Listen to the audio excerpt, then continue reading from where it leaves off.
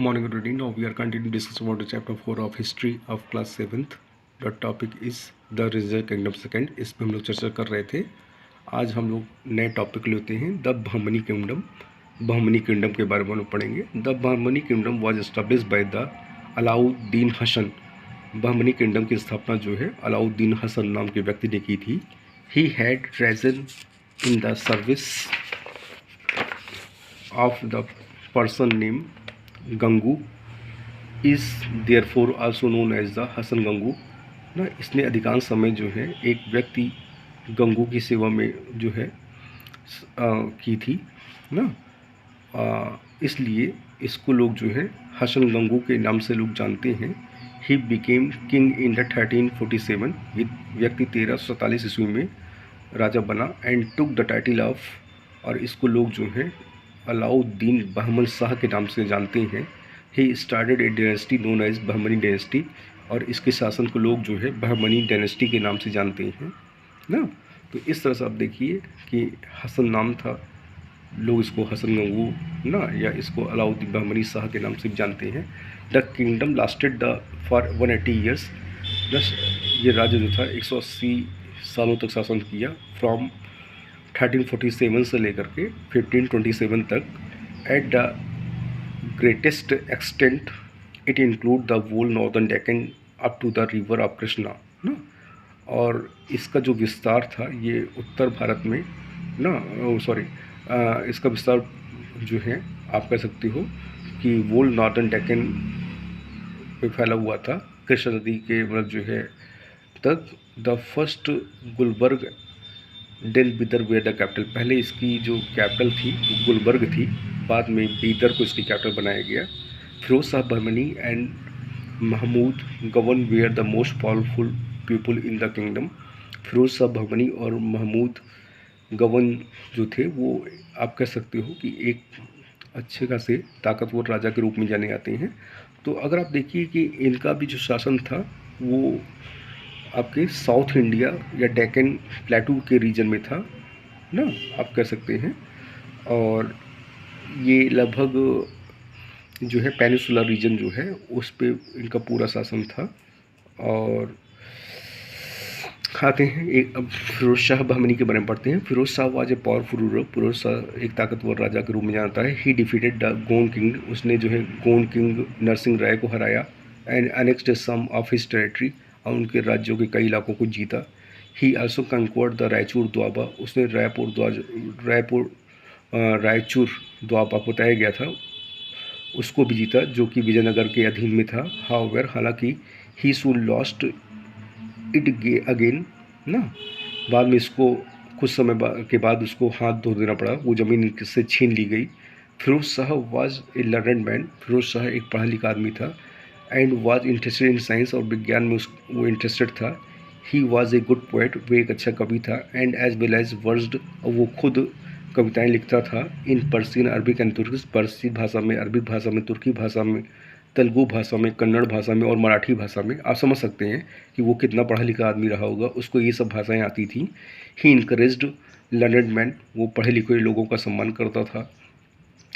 So the learned and मन migrate to his court. इसलिए जो है शिक्षित लोग उसके यहाँ आते थे क्योंकि उस शिक्षित लोग का वो सम्मान करता था. अंडर हिम, उसके समय में Deccan became a cultural centre of India. Deccan जो है वो एक सांस्कृतिक केंद्र के रूप में डेवलप हुआ. आते हैं नंबर दूसरा नाम है Mahmood Gawan. Mahmud Gawan was the wazir of the Bahmani king. Mahmud Gawan जो था बहमनी किंग के मतलब जो थे उनके वजीर हुआ करते थे. बहमनी किंग कौन थे? मोहम्मद शाह थर्ड ना, उनके समय में ये वजीर हुआ करता था.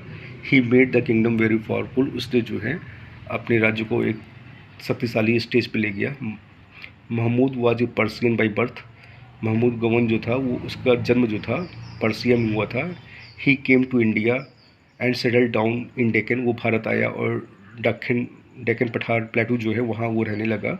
ही begin working at the royal court and soon became the favourite of the king ना. वो मतलब जो है स्टार्टिंग में वर्किंग क्लास पीपल था.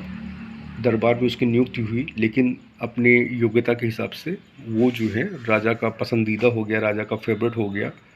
For 18 years he manage the affair of the kingdom ना, 18 साल तक जो है उसने जो है राज्यों के कामकाज को देखा। He expanded the kingdom and reorganise the administration, उसने जो है अपने राज्य का विस्तार किया और जो है अपने प्रशासन सुधार किए, प्रशासन को फिर से रीऑर्गेनाइज किया। Mahmud was a patron of learning, वो भी शिक्षा का प्रेमी था, शिक्षा को मतलब पसंद करता था। ही वाज वेल वर्स्ड, वो कविताएं भी लिखता था ना, और इसके अलावा he interested in mathematics and literature, वो गणित और साहित्य का भी शौकीन था। He encourage the growth of Urdu, उसने जो है उर्दू के विकास में बढ़ावा दिया। Many scholars from Persia came to be Bahmani court, बहुत से विद्वान पर्सिया से बहमनी राज्य में आए, दरबार में आए। He also built a magnificent मदरसा, उसने एक खूबसूरत मदरसा बनवाया इन बीदर, बीदर जो कि बाद में बहमनी किंगडम की राजधानी बना था। पहले गुलबर्ग था, बाद में जो है बीदर कैपिटल बनाई गई थी। वहाँ उसने खूब सुंदर मदरसा बनवाया एक। Many student from different parts of the India, बहुत से छात्र भारत के विभिन्न इलाकों से और बहुत से अब्रॉड बाहर से वहाँ मदरसे में पढ़ने स्टडी करने आते थे। The Madrasa also had a library, उस मदरसे में एक पुस्तकालय भी था। विच हैड ओवर 3000 मैन्युस्क्रिप्ट, जहाँ 3000 से अधिक हाथ से लिखी किताबें रखी हुई थी। मैन्युस्क्रिप्ट माने हाथ से लिखी हुई किताबें। अब आते हैं Deccani Pardesi conflict. The kingdom was a witness to continuous conflict between the two groups ना, बहमनी किंगडम में दो गुट या ग्रुप के बीच में टकराव बहुत समय से चल रही थी ना। देखते हैं डेक्कनी एंड द परदेसी। पहले जो थे जो कि डेक्कनी ओरिजिन के थे ना, जो कि भारत के थे, डेक्कन रीजन से बिलोंग करते थे, एक ग्रुप वो था। और दूसरा परदेसी, अभी आपको जो बताया गया था कि जो तुर्क और पर्सिया से लोग आते थे ना, जो किंगडम में ऊंचे पदों पे थे ना, इनके बीच में क्या किया। The Deccani where local origin, Deccani जो थे वो लोकल ओरिजिन के थे।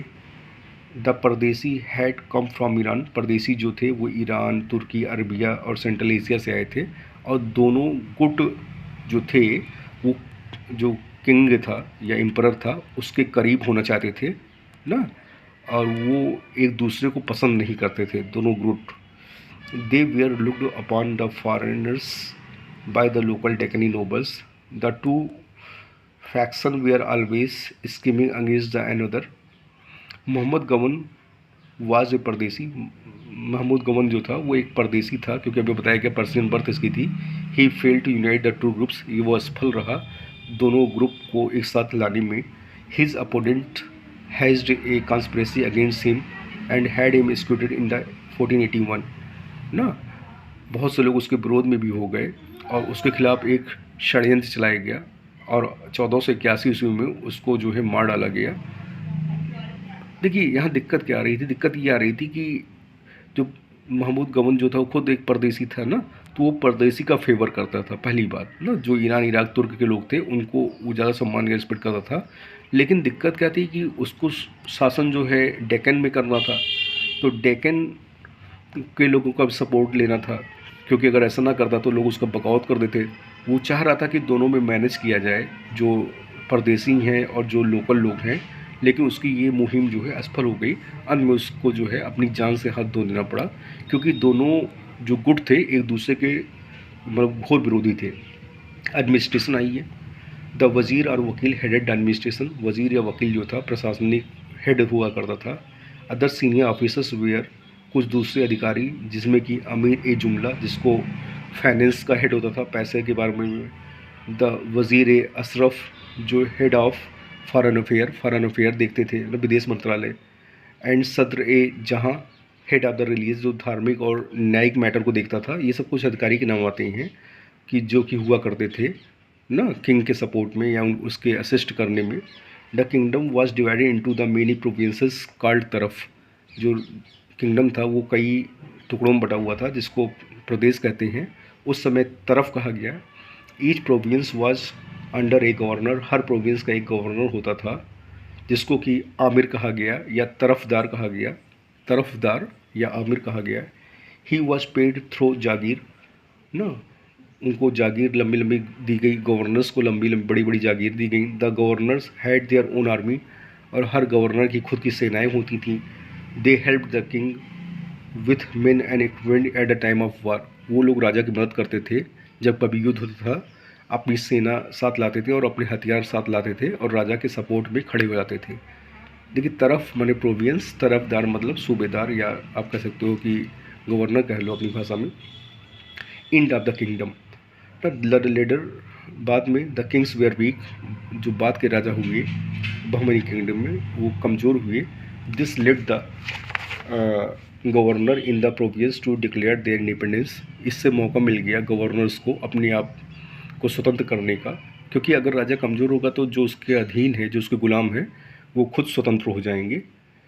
बाई द 1527 1527 ईस्वी में the kingdom had split into the 5 independent सल्तनत, जो है उसका ये राज्य जो बहमनी किंगडम था वो 5 टुकड़ों में डिवाइड हो गया 1527 ईस्वी में। Number 1 Ahmednagar, Ahmednagar ruled by the Nizam Shahi, जिसपे कि निजाम शाहियों का शासन हो गया। Bijapur, Bijapur ruled by the Adil Shahi, यहाँ पे आदिल शाही लोगों का शासन हो गया। गोलकुंडा, इसमें जो है रूल्ड बाय द कुतुब शाही ना, इसमें कुतुब शाही लोगों का शासन हो गया।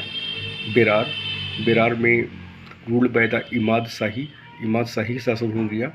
और बीदर, बीदर जो है रूल्ड बाई बरीद शाही, तो जो बीदर है वो बरीद शाही लोगों का शासन हो गया। तो आप देख सकते हैं कि जो बहमनी किंगडम था, बहमनी किंगडम में जो बाद के जो किंग्स थे या रूलर थे, जब वो कमज़ोर होने लगे तो उनके अपने ही उनके गवर्नर ही अपने आप को इंडिपेंडेंट किंगडम के रूप में ना इस्टेब्लिश कर दिए, और इस तरह से ये बहमनी किंगडम जो है 5 टुकड़ों में डिवाइड हो गया। अहमदनगर, बीजापुर, गोलकोंडा, बेरार एंड बीदर ना।